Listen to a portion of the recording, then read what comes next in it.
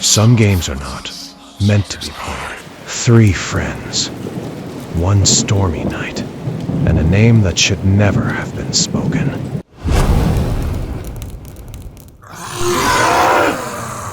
They thought it was just a game, a little fun in the dark, but they awakened something old, burned, and hungry for revenge. This is the story of Margaret, the witch who was never laid to rest.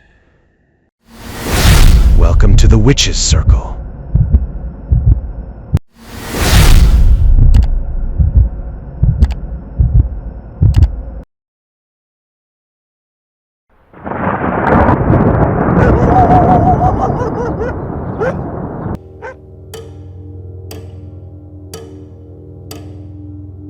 Zara, Kate, and Liam had always been drawn to the supernatural. They were the kind of friends who spent weekends watching horror movies, telling ghost stories, and daring each other to explore abandoned houses. One night, as a thunderstorm rattled the windows of Zara's house, Kate pulled out an old Ouija board she had found in an antique store. It was scratched, the letters faded, but it felt heavy, like it had a history. "Just for fun," she said, grinning. "Unless you're scared." Liam scoffed. "Scared of a board game, please." They lit candles, dimmed the lights, and placed their fingers on the planchette. At first, nothing happened.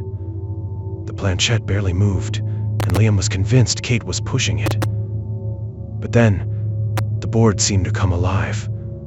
It jerked under their fingers, moving with force. The letters spelled out a name, Margaret. "Who's Margaret?"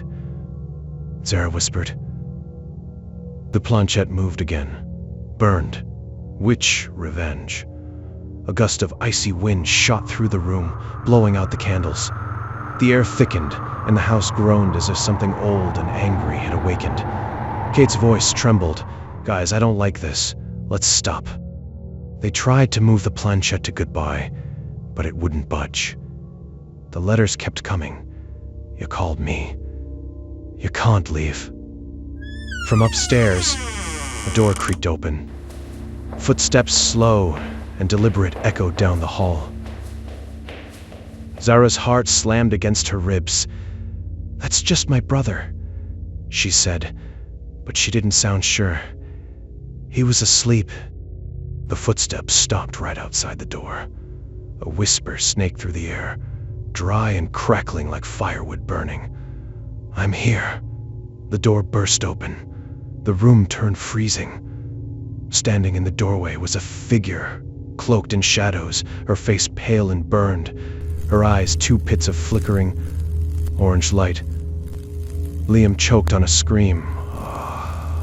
Oh, God. The lights flickered wildly.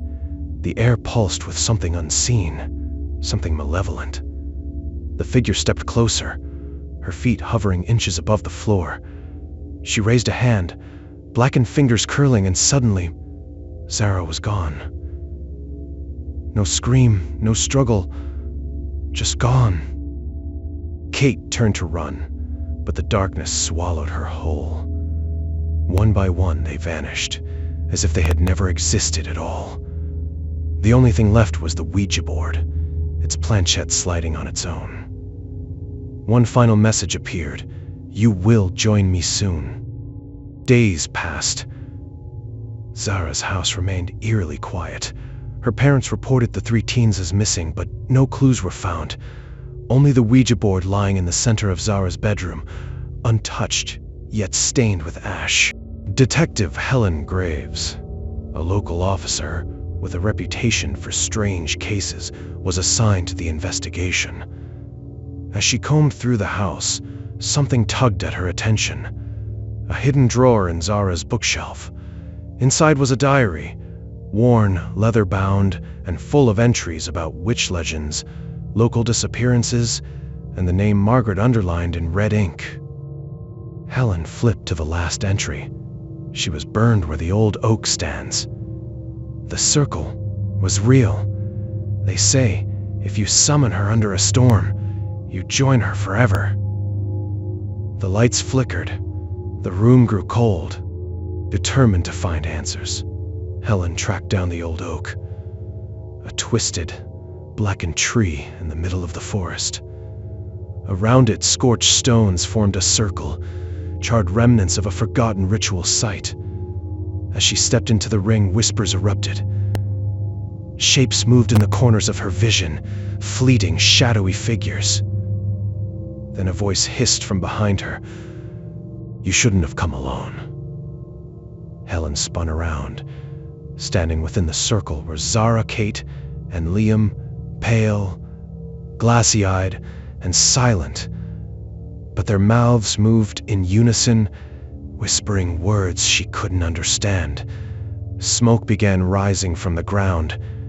The bark of the tree cracked open like flesh, and Margaret stepped out. Margaret hovered above the circle, her burnt features glowing with rage. She raised her arms, and the flames from long ago burst to life around the stones.